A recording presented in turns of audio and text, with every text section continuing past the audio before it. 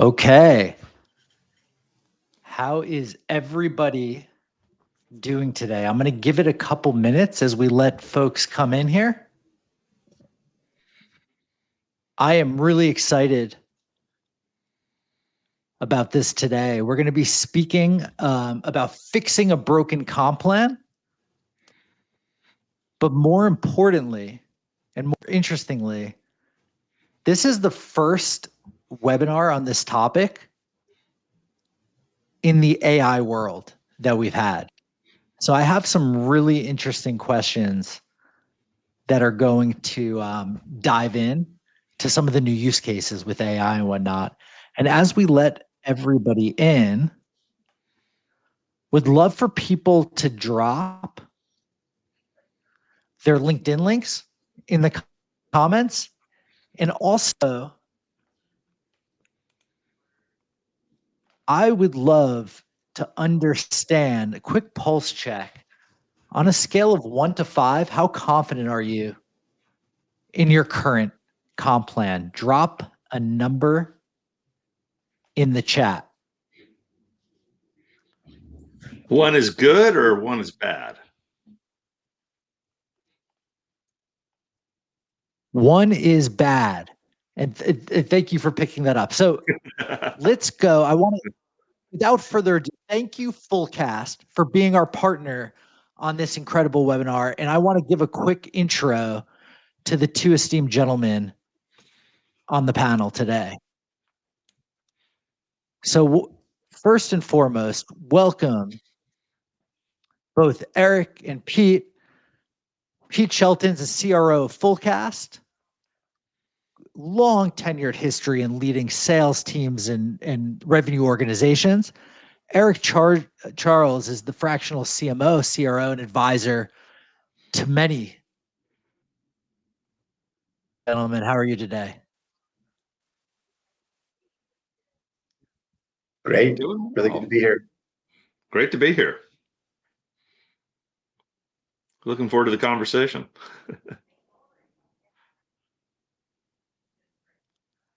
Thank you so much. So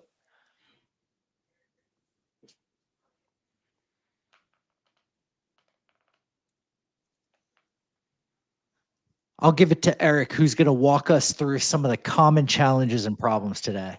And yeah, Ben, 4, always want to be wrong. I like that. Yeah. So it's funny when Pete, Jared, and I started talking about the subject, and I've been talking about the subject for way too long. I got my start as a compensation consultant. I'd been a stockbroker, and then a management consulting firm was looking to hire somebody to help design incentive plans. And it was a really bad stock market at the time, and a salary sounded like a really good idea at the time. And I jumped into this process, and I pretty much never escaped it. I stayed in compensation design and then got into the software side of automating it. But the reason I got into the software side is that I was at one point trying to run sales comp off of a spreadsheet while working at Sun Microsystems, which is now part of the greater Oracle empire.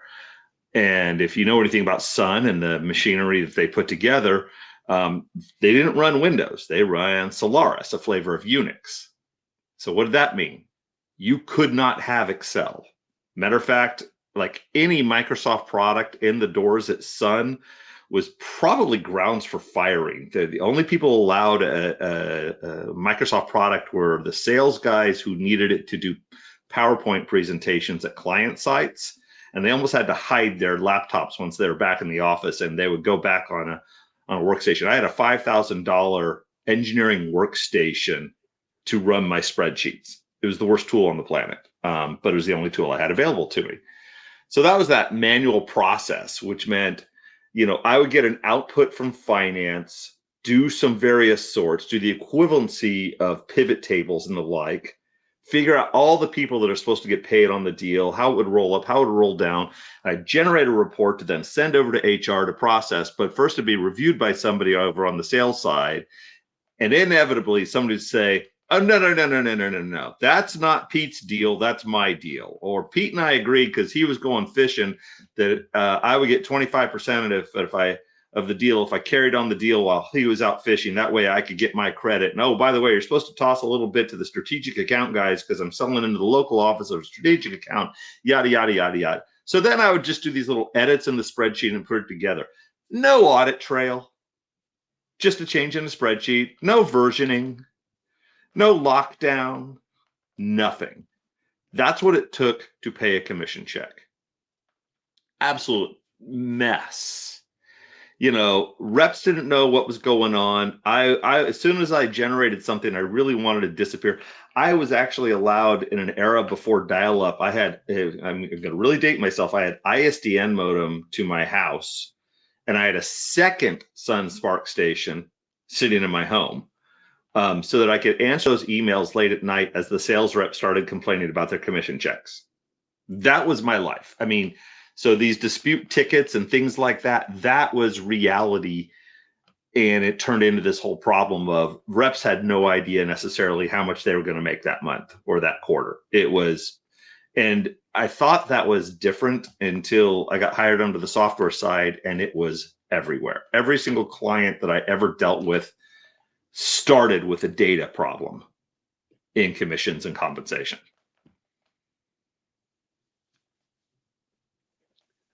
Eric, to add on to that, look at this challenge from the salesperson's perspective, right?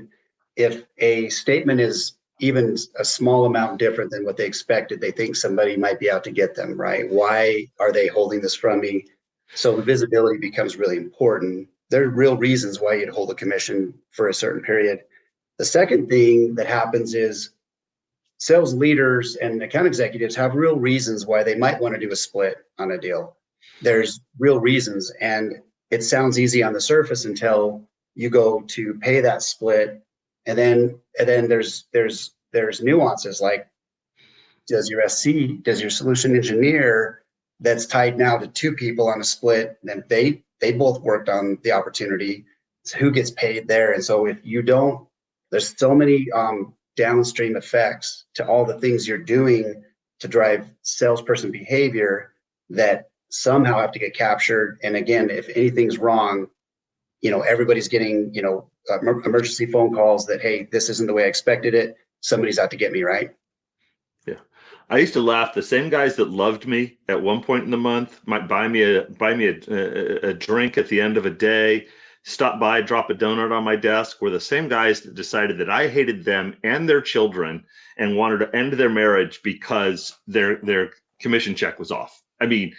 I was loved and hated. There was the dartboard and the tip jar. I actually had both of those sitting on my desk. I said, "You coming in to give me a tip, or you coming in to throw darts? I'm just curious." Yeah, that's such a funny anecdote.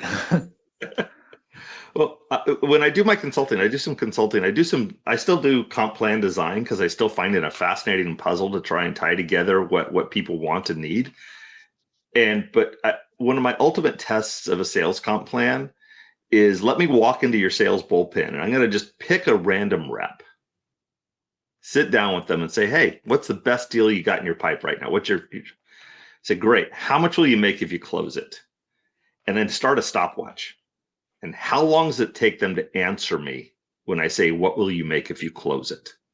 And that time dilation is one of the best measures of how good is the comp plan. Because if they can't answer quickly, you're throwing away money. It's that simple. And the reason they can't answer it quickly is because you've got some plan that you've built off of.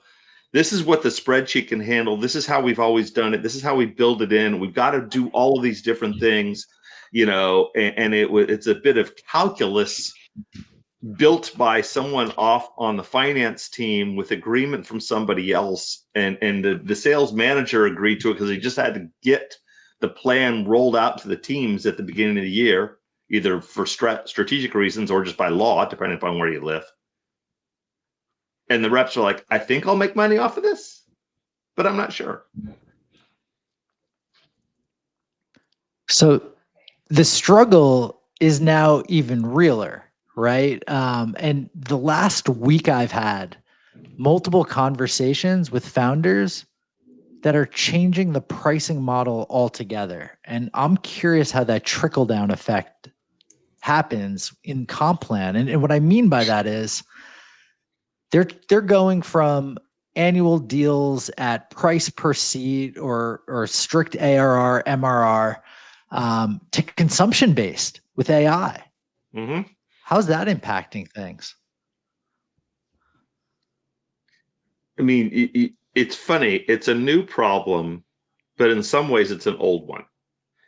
So it is a brand new problem with. I mean, there's this shift right now, but before this, it's, if you take the rule of 40 out there, right? A lot of us have heard of that for measuring startup tech companies on rule of 40. Rule of 40 is you take your annual revenue growth plus your EBITDA percentage, and that needs to equal 40. So if you're growing by 10%, you got 30% EBITDA, you've hit rule of 40, and that's some magical number that the venture capital, private equity, and even the street recognizes. And you can see patterns for successful IPOs, successful companies all around that. Now, if you're suddenly finding yourself measured on EBITDA, what do? Well, suddenly I need to put margin in the sales comp plan. All right.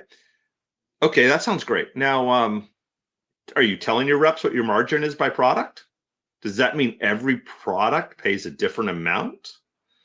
Does that mean I only want to sell the really high margin products and ignore everything else? Do I have am I teaching a brand new sales team about lost leaders? I'm at the grocery store and Cheerios are in the front of the aisle, to pull you into the store, or Walmart on Black Friday for Thanksgiving weekend. So that was the old, so we're just coming through this margin thing. And now all of a sudden, just as companies are starting to figure out how to build some sort of a margin measurement into the sales comp plan, what are we going to do? Hey, the consumption economy is kicked in. So now we're going to have a variable system where when you sign the customer, instead of like if you drive off the lot in a car, or like I said, I was a stockbroker, I knew, like when I used to sign new clients, I didn't get paid to sign a client. I got paid when they bought and sold shares. So I loved people that thought they knew more about the market than I did and wanted to constantly trade their portfolio. But in those days, there was no E-Trade. You had a phone-based system from Schwab where you could call in and you had to click all the numbers to try and do it, or they could just call me and eat the charge. So I love people that. So pretty much I worked off a consumption economy for commissions as a 100% commission-based stockbroker. Well, not a lot of people do 100% commission. Now we're going to do this with consumption-based plans. Salesforce comes out and says they're going to do a credit system for their agentic AI. A few other companies are coming in to do it. And all of a sudden, the sales reps who used to get paid to sell a deal, and was it an SMB deal, a mid-market, an enterprise, and this is the price per seat, and you sign a multi-year agreement, and we know what it's worth, and we're going to pay the rep based on what that's worth to. We're going to bring you on board, and we don't know how much you're actually going to consume. It's an all-you-can-eat buffet, but we're actually going to measure the tray when you come out, and you're going to do it for 3 meals a day for the next year. And how do we comp the rep? So I'm listening, Eric. Yeah, I'm looking at Pete because I know I'm triggering Pete. I'm here. listening. I was seeing how much I could throw in front of Pete and see how he'd react. What's fascinating is 80% of organizations are either launching in usage-based models, converting to them, or already are there. So it's definitely happening. And I see a lot of this, like if you've got product-based companies like a software company, a lot of them are even saying some licenses are sold in a subscription and some are sold in a usage base within their platforms. Causes a lot of confusion. There's really 3 models, and I think everyone on this webinar probably knows. The easiest way to dip your toe in from like a compensation perspective is you essentially sell X amount of credits or X amount of tokens that expire in a year. That's more like a traditional SaaS model, right? Where you have this, up to this capacity for the year. It's easy to pay a salesperson on that. And then you have to deal with, the back end of like, how are you going to handle overages, or what happens, you can't roll credits over in that scenario. But that's the first model. It's a committed amount of credits that you're buying, whether you use them or not. The second is you're selling an open container, and then the sales rep and then typically a technical support person are in charge of getting the use cases in place that will consume that container. And the salesperson from a commission perspective knows that they're going to get paid X amount with accelerators as that container is filled. The third model, which is less common but is out there, is committed spend. So you're going to commit X amount of spend, and that's your quota. And then obviously commission rates are tied to your quota. So it's interesting because there's really two main ways people can step into this. And the first one that most software companies leverage, if they've not launched in consumption or usage, is I'm still selling a 12-month agreement. And it includes this many credits that can be across all your SKUs. Easy to pay reps, easy to understand. It gets interesting, and that's where you need to get off of spreadsheets for sure when you're selling a container. And you have to figure out, all right, this is what we committed. This will be my rates when we fill the container. And then another system somewhere is saying what the actual usage is. Okay, I'm actually filling 10%, 20%, 30% of my container. And then that's how I get paid in arrears. That's a Snowflake or Databricks model, right? Right. And that's where you have to have a system that not only can calculate that out based on the actual usage. I mean, let's just say we pay the sales rep a bogey just for closing the deal. It's like, great, we got a deal. You brought us in a logo, and maybe we even vary that bogey based on the size of the company and estimated burn. But that's not the reps. We say, if you close this company, we'll pay you this much. Now, first month happens, and this is how much they just used. We pay you for that. And how quickly do we adjust those? Do we pay all of that up front? And so you're kind of putting the reps on an annuity plan. You sold this client. Now, are the reps calling up to make sure they know all the features and functionality so they keep using it? At what point do we hand it over? And this is what we're talking about here on this slide, where we talk about the business leaders who don't understand. Hey, boss. So I brought in this company, and I'm pretty sure based on this table, I'm going to make this much now. And then I'll get paid, 15 days after the end of the month for what all of my bucket of customers used this month. And how long do I get paid for that? And how do I know if I can go out and lease that new Mustang? Because I really got my eyes on a beautiful Mustang, and I just want to go drop the lease on it. But, I've got to pay for it. I pay for that with my commission. So what's the best way for me to guess how much I'm going to make? I'm curious, this consumption model where people don't know up front, Pete, and Eric, are you seeing reps more involved with the activation and the account management than in the past? Not just like handoff gone. They're like handoff, maybe not, maybe longer, owning that more so that they could get that in and control that? Or what types of habits are you seeing evolve from reps because of this? Yeah, I have a point on that. So strong trend, and it doesn't matter what licensing model, but there's a strong trend to protect an existing customer base and to grow that base. And so what's happening is I'm seeing a ton of companies move hunters over to farmers, right? So new logo reps are converting over to manage existing books of business with the customer success team. And the reason is they need more coverage for those customers so that they don't attrit. And what that is outputting, and I'll talk about how it matters to commission. But what's interesting is in the last quarter, across a pretty big set, this is Pavilion data, but about 655,000 sales cycles, 52% of the revenue it just climbed over 50% to 52% is in expansion, because you've seen that big shift of hunters move into farmers. Now you're seeing more revenue coming into it from expansion than new logo. And so what does that all mean from a commission perspective? If you are expecting a sales rep to care about the book of business and the renewals, it has to reflect in their comp plan, and then you have to pay them. Now, where things get interesting is from a commission perspective is think about that. So Jared, if I told you you've got 100 customers and I'm going to pay you a commission rate on all revenue. But as soon as you get your customer book to like a 30% renewal rate, or you do it per quarter, then you're going to accelerate on your new logo business, or all previous dollars you've sold. That's a real thing that's happening pretty consistently. It's a tether. You got to get to a certain metric on your renewal business, and then you're going to get paid more on all business you sell, new or existing or upsell or expansion. Now you have to have a commission tool that can handle that. It can handle that it'll pay you at a certain rate, tracks how you're doing against another metric, which is renewals, and then it changes your rate, and then you have to look back and adjust what you should have been paid that you weren't. But it's just to drive the business. The business is driving, protecting their book of business, and the comp plan reflects it, but now you have to calculate it. That's where things get interesting from a commission perspective. Yeah. And the transparency and visibility has to all be there too, of how I'm doing against these metrics that you've now put in front of me as a sales rep.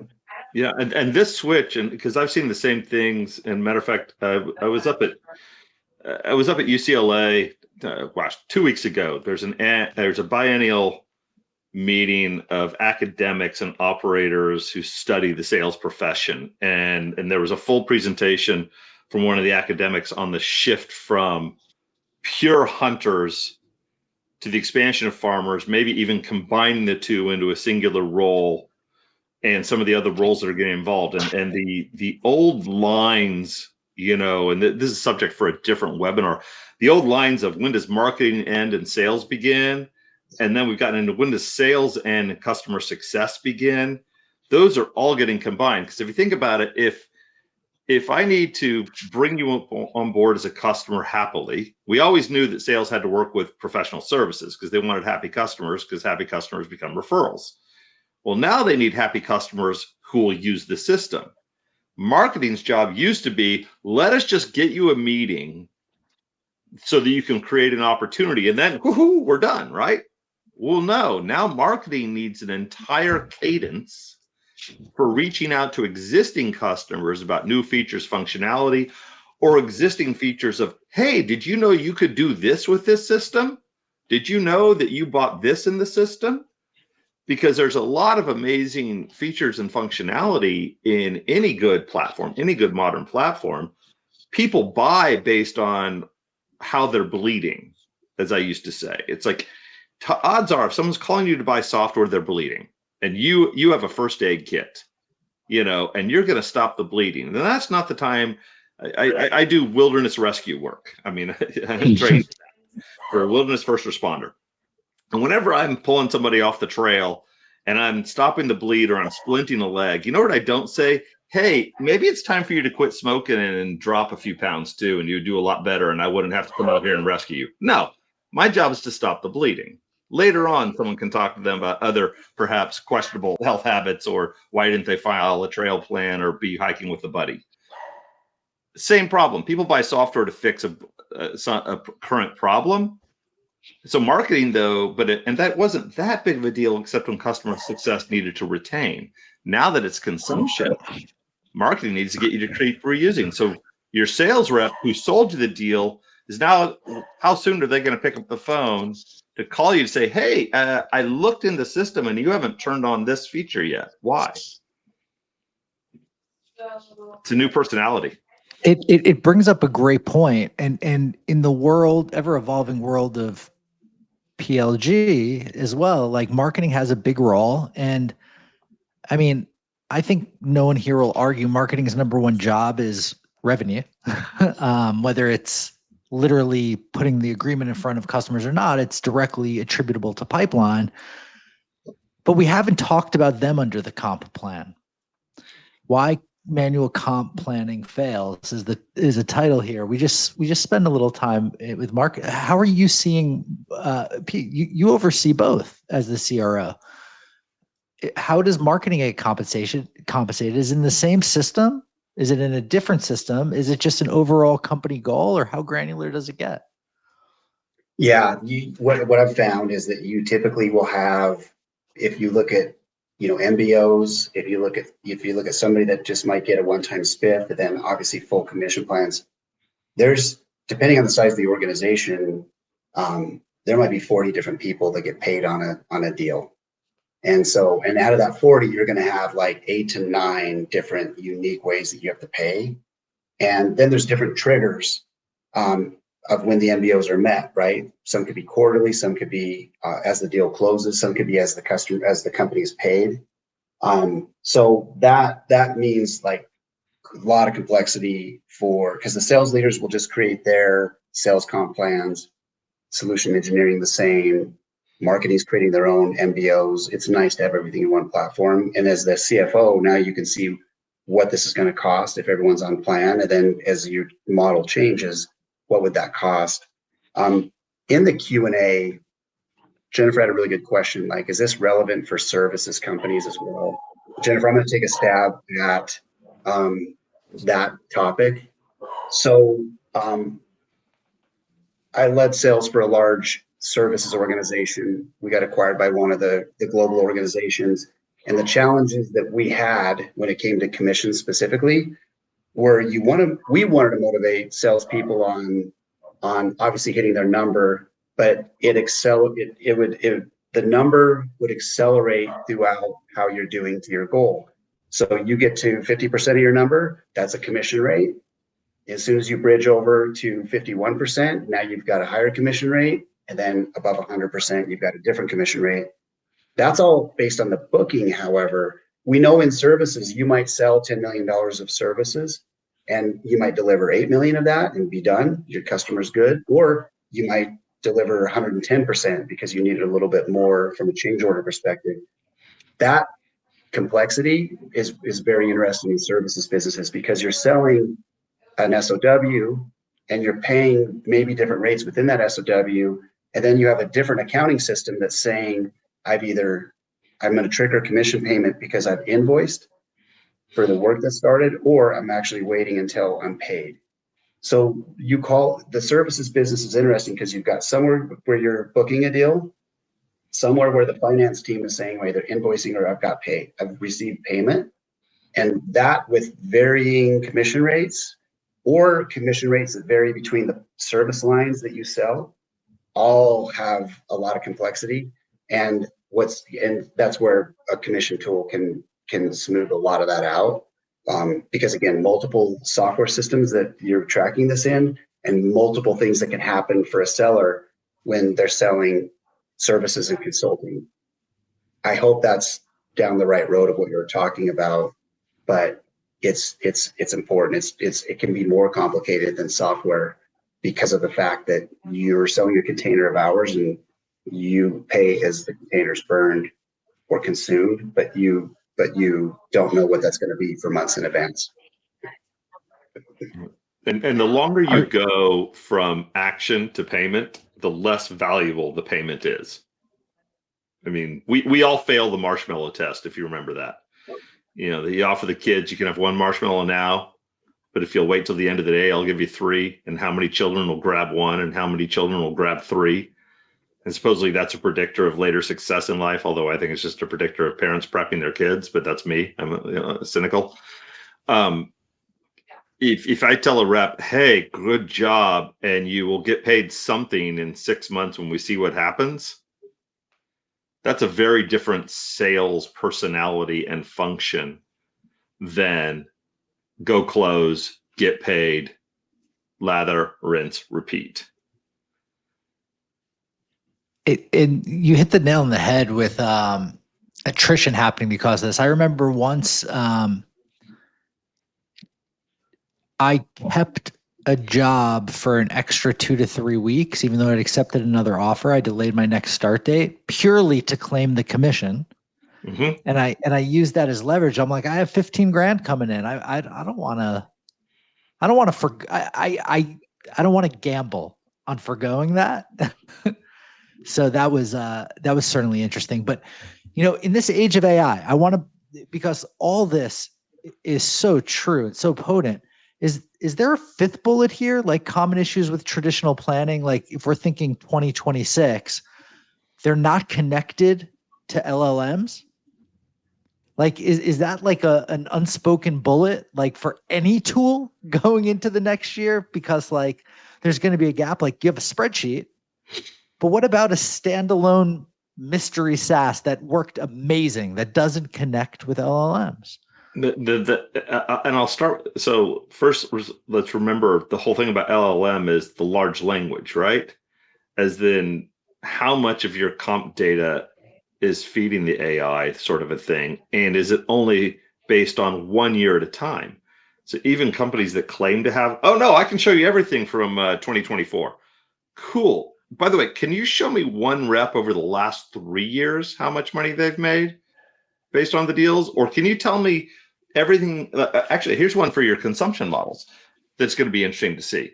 If you sign a client on a consumption-based model, will you be able to easily, I insert the word easily, track the lifetime value of that customer over multiple years? What's everything they've ever bought from us?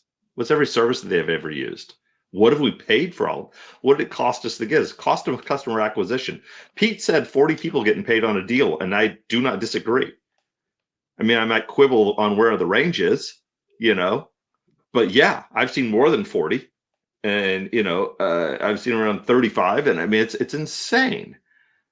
But with all of that, yeah, you need your large language model from a strategic perspective to tell you. I mean, can I ask a lot of systems everybody that got paid on a deal?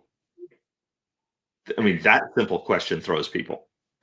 Yeah, and so here's where the market is going, specifically with the commission platforms. So Anthropic released MCP so that you can let Claude and ChatGPT work with another software company. I mean, some of the people in this room, in this webinar, might be leveraging MCP to interact with their company's technology. In other words, you don't have to be logged into the platform. And with Fullcast, we're launching MCP specifically so that you can engage with the commission platform without having to log in. But here's the piece that gets complicated, and here's the piece that you want to vet. When you're using, an LLM to engage with, a vendor software like a commission platform, it's as good as the systems that it's talking to, and it's good. And there's workflows that a lot of times can break the LLM's ability to get to the data.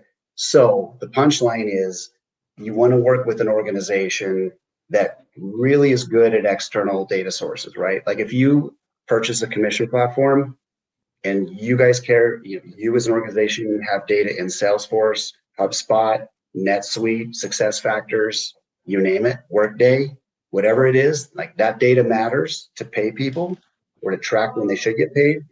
You need to know that commission platform has a really good strategy to connect to all those systems that you leverage that today you have to get data from. So I'll kind of table it at that, but MCP is going to hit the market by storm. Some organizations are already going live with it. Again, the devil in the details is, okay, great, but when you're using MCP, does the platform it connects to, i.e. the commission software, does it have to talk to other systems?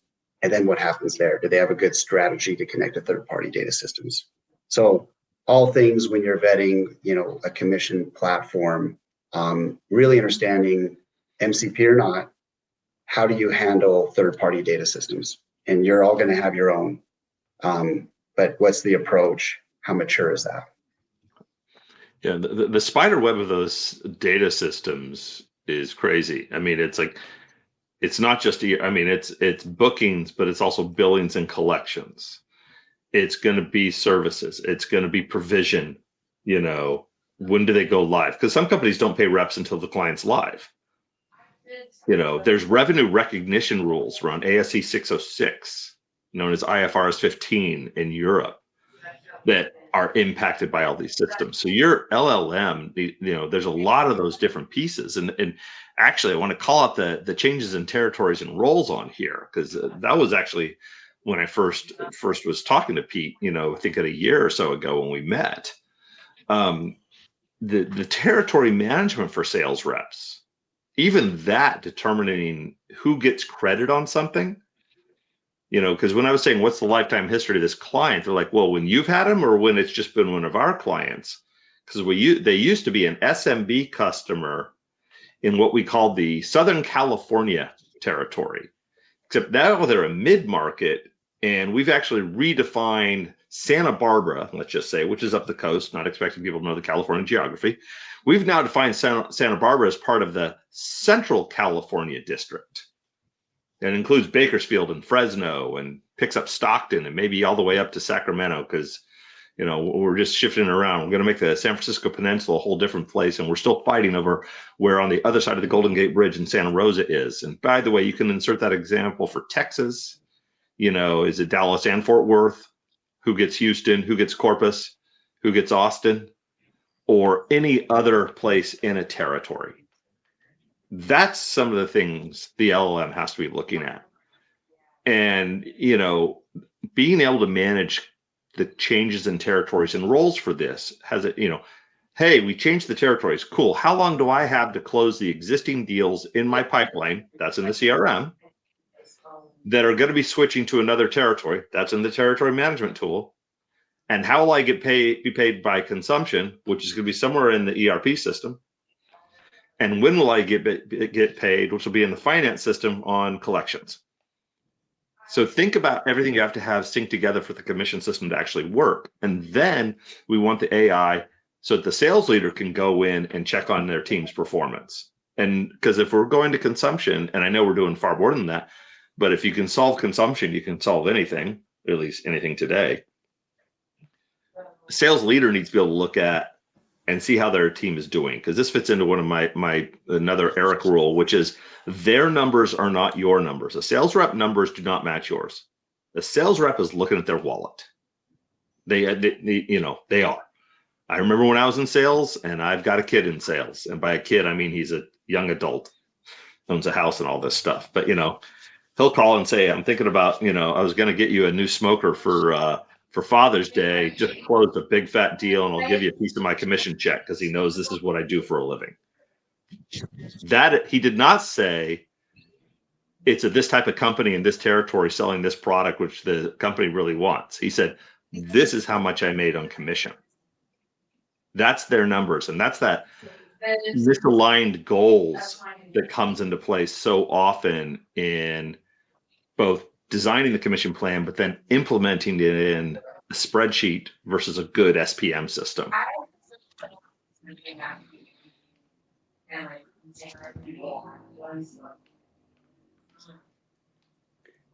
It's interesting because in the chat, Jennifer was calling out unique things that happen, right? You've got a seller that sells some consulting, delivers it, and then now there's follow-on work and upsells, and then now you need to make sure that you're elaborating who gets paid on that follow-on and that upsell, and it's switching from one seller to another. And what I only call that out because talking to hundreds of companies, and Eric, you've probably talked to thousands, no two companies are the same. And so at the end of the day, and what's interesting about a commission platform is it has to execute against the plans that come from finance and sales. You're not traditionally going to say the commission tool can't calculate this. And so, by the way, Mr. CRO or Mrs. CRO, change your comp plans. Like that would never fly, right? So the commission platform has to be flexible enough to handle anything you throw at it. And every company has their own go-to-market of what they're trying to do at any given point in time, which will change. So what's interesting is the one secret that I would share, and most people in this webinar probably operationally already think this way, but if you think through, okay, I'm going to switch where I'm paying, I'm going to switch the type of person that I'm paying. What's the trigger? What's the business rule of the comp plan that says this is now going to switch to this new person? And then where is that tracked in the data? And so I kind of come back to if the commission platform you're looking at is good at connecting to third-party systems, and that project close date is a trigger at some point, and then that rule is built that says now you switch to this type of a role for paying the commission for future deals, you can automate all of that. And you're going to change that, and you're going to make exceptions to your own rules, and you're going to have to be able to do adjustments. So can the commission tool handle that adjustment where you're going to say, this deal is different. Manually, I'm going to go do something for this specific deal. And it has to be visible, reportable, trackable, auditable. And so those are all the things that happen that make commissions complicated, obviously in a manual spreadsheet effort. But then you need to think through from a tool perspective, and the tools on the market, and I know our tool the best, and I can speak to this. It can handle all these situations that pop up, and there will be situations, and there will be adjustments. For sure, there'll be exceptions, and literally, you're just looking for the audit path. Like, we did make these adjustments. I need to see it all in place. It has to be visible to the salesperson, to the sales leaders, to the CRO. But you called it out, like, every customer is unique in the way they need to calculate and pay, and it rapidly changes. So yeah, so I love that list, because again, visible, auditable, controllable, adjustable. You will always adjust. You never get away from adjustments. And that goes back to auditable. Adjustments are fine as long as you can come back and see what was done. And then accuracy, you shouldn't have to say it, but boy, do you have to say it. Gartner, I mean, going back to the beginning of the SPM, back to when it was incentive compensation management or even enterprise incentive management, did some research, and their first numbers they came out was 3 to 8% error rate in every commission run. And they later went as high as 10%. Now realize that's both to the rep's advantage and against the rep. And notice that I'm specifically saying the rep, not the company. It's the same thing to the company. The company's overpaying some people and underpaying some people. And not to disparage my former profession, but you don't necessarily question a check that's too high, but you definitely question a check that looks too low to you. And we talked about that in the beginning of like, and if my check is too low, I know you hate me. If my check is too high, it's like Vegas. Cool. The cards came up in my favor. But I also want to take that visible, and that visible has got to be line of sight for the rep, because one of the questions that came up in the chat is looking for the get to answers for simplifying. I always say, think about, could you explain the comp plan to a rep over a breakfast table?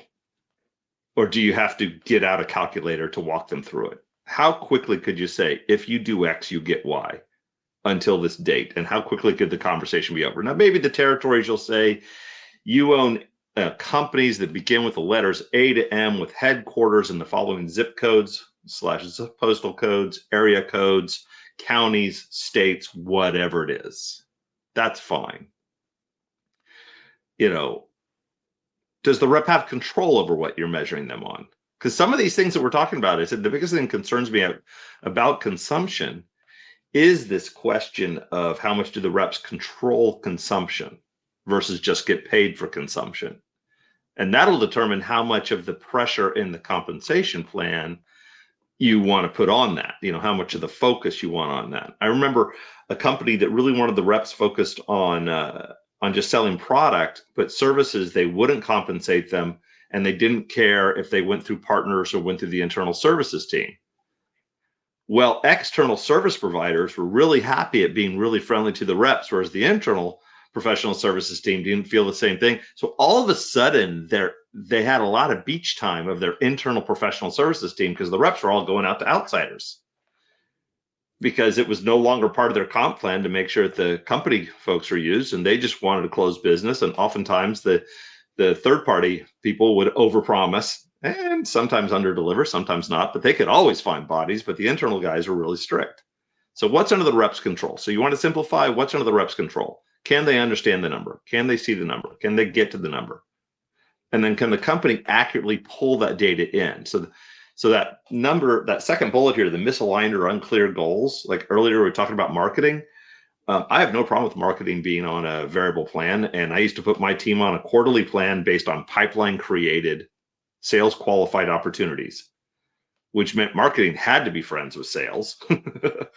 And they really only got recognized when sales created an opportunity out of their efforts. That was great. I mean, that actually worked really well. There's some problems I can come up with that, but that's a whole separate conversation. But at least everybody knew, and everybody had a Salesforce login, and everybody could look at a dashboard and know this is how we're doing right now. I think consumption is going to be the same way. What's happening with consumption? Are my clients consuming enough? Can I go for that? If we do these constant changes in territories and roles, the third bullet on this page, fine. How quickly is it communicated? What are the rules for shifting them? Because you're going to change territories. You're going to change roles. Like I said, we're changing roles right now. And then the last thing, the thing about tools built around the plans, and around bad plans versus enabling good ones. My experience in the sales performance management industry is far too often, unfortunately, bad practices are made extremely efficient.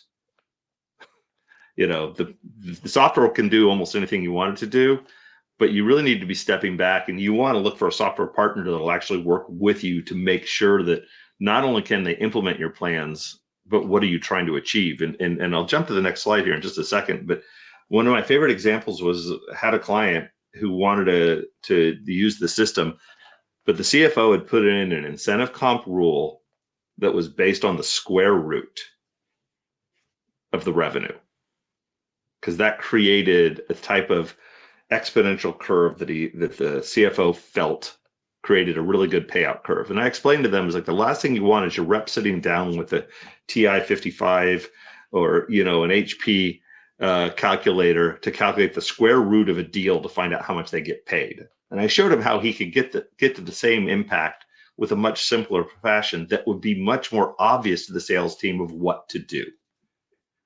And that's you got to sit back to say, do your reps understand what you're telling them to do? Do they have control over that? And do they have line of sight into that? So if you want to simplify, back up and look at that. And I think that's a good segue into this when you start looking at the commission systems, and fascinatingly enough, that I've already nailed, do I have line of sight in the rep's control? Paying me for something I have no control over. Thanks. That's just a bonus plan. That's an attaboy. Oh, cool. That happened. Great. That's like pizza in the lunchroom. I love it, but I had no control over getting pizza. Limiting to 3 components on the plan. That I'm super strict about. And it is that, by the way, in case for any sales leaders on this call, I am not denigrating sales. This goes back to early management science before business schools are created. The idea that, start every day, write down 3 things you'll accomplish. If you go beyond 3, then all of a sudden you're pushing stuff again and again and again. I actually use a software interface that limits me to 3 things and 1 primary every day. And since using that, it actually keeps me focused. It works really well. The 3 components max is important. It takes me back. And again, I apologize for nerding out as we go through this, but there was a great study. It's like, you ever been driving looking for an address, and you turn off the radio and tell the kids to be quiet? Because for some reason you can't drive and look for an address while listening to, whatever your favorite music is, or your kids arguing in the back. Yeah, they've measured that. They've put people in MRIs, fed them information, and tried them to answer puzzles. And the more stimuli that came in, it distracted them. 3 components. That's it. Go beyond 3, performance drops, I promise. And then the feedback loop. If you do a spiff, a little contest, if you're not checking at the end of 1 month to see if it changed behavior, not if it paid, but did it change behavior? So if you say, we'll pay everybody an extra 1% if they bundle this product, and the only people getting paid that 1% are people that were already bundling that product, you've just done a giveaway to existing performers. Whereas if instead more people were selling that product, you've got a good sales contest. Actual commission payments is an amazing feedback loop to see what people are focused on, especially if there's a 3-component plan. Stop for a second there. Pete, if you want to jump in on anything on this one. No, I want to make sure we have a little time for Q&A. I heard it as well. Yeah, I realized that. Let me. Yeah, Tiffany nails it. So I'll lead on this because I got started in this a while ago, working with the various folks. But if someone said, what's the core things to look in for a system and a platform, which again, this is hosted by Fullcast, I got to say, can I connect my plans to real-time data? Because if you're just going to delay telling me what I'm getting paid, you might as well go back to a spreadsheet. as somebody who designed plans, can I do dynamic modeling and plan updates? I've mentioned a spiff. Can I program in a contest and see what it would cost if we would have had the spiff last quarter last year, and then track it? Can I actually give earnings insights for reps? I already covered that. I think I will be screaming that from the rooftops for the rest of my life. Do reps know what they're getting paid to do? I'll let companies decide if they're happy with how much they're getting paid, or if they're in market pay and all that. But at minimum, do they know what they're getting paid to do? But also, can leadership and executives forecast? Can finance forecast commission costs? I remember Computer Associates had to restate earnings once because of unforeseen commission expenses. Oopsie, they had a great quarter, but they hadn't accrued enough costs. And because it took them so long to calculate, it fell behind.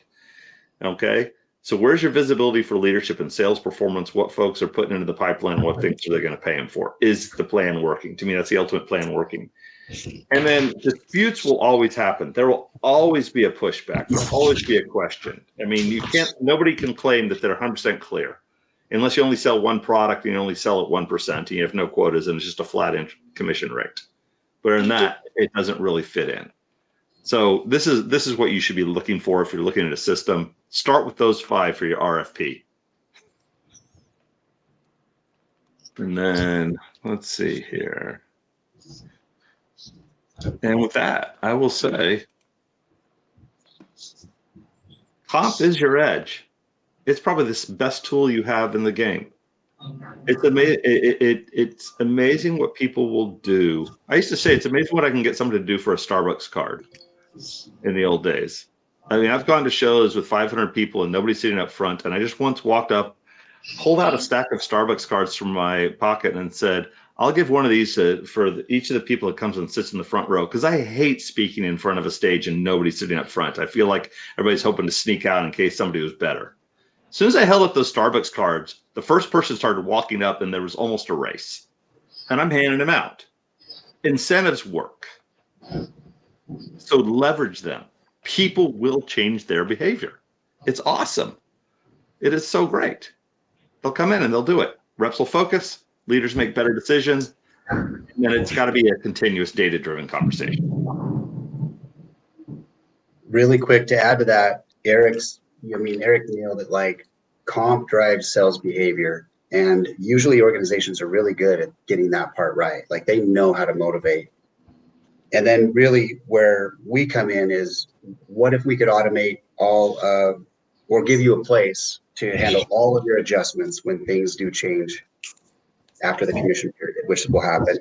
What if we can automate all the access to all the systems that have to talk to each other for you to get your calculations? That's a really nice use case for Fullcast Pay or a commission platform. And then all the things that, some of them have been in the chat, but like all the things that happen, like splits, and I already called out the adjustments, spiffs, one-time spiffs, and then just the full visibility. It's really motivating for a rep to log in and be able to see the deals they've closed, how they're getting paid. You'll pay 5 to 7 different ways on a deal. You've got different, components of that deal. How nice is it when you can see exactly how I'm getting paid on every deal, what I've done in the last month, quarter, year. The visibility reduces a lot of the questions that you get, and a lot of the concern when people don't see something they wanted to see. So automating all of everything around the way you've motivated your sales teams with the comp plans, there's ROI there. Now, with that, I want to say, because I said a Starbucks card, but in modern parlance, especially in work from home, it's DoorDash. Can I get food to my house without paying it? And I had to toss this up. I don't know if you want to cover this one, Jared, since it was your show. How'd I miss this slide? I just lit up. I'm like, I literally looked at every slide but this. You must have threw it in. I don't know what you're talking about, but you agreed to this, so Okay, so anyone who books a Fullcast demo, and by the way, thank you very much for this engaging conversation. What I loved most about this wasn't just full cast versus spreadsheets. That's like the typical comp plan conversation, but it's in this new world of AI and compensation as well. And that's where you all thrive, and you've been a phenomenal partner. And there'll be a phenomenal partner for you as well. Lunch on Fullcast for any demo. That's a sweet deal. That's a sweet deal. And what I'm going to do as well is I'm going to post this in Slack. Harriet will do that when the on demand comes out. We'll say, here's the on demand and all of that. And what a great product and what a great team you have. Thank you very much for being here. And thank you all. Yeah, I love this. A masterclass in sales psychology. This is great. Psychology is just the dollar. Yeah, we appreciate everybody's time. Everyone's busy. Taking an hour out of your schedule is not easy. So we appreciate the time. And what Eric and myself commit to is providing some thought leadership. We talked about a gift card for a demo, but it's more productive to spend 15 minutes really understanding your situation, what you care about, what you love to optimize. And then, yeah, if the platform will make that come to life, we'd love to show that to you. Jam out on comp. We all know we're not doing it good enough. Thank you guys for being here. I thank you all for showing up. And this presentation will be shared. The gift card will be in the Slack community, etc. And this has been another Rev Genius production. Thank you, Fullcast. Thank you, Jared. Thanks for inviting us. Bye, everybody.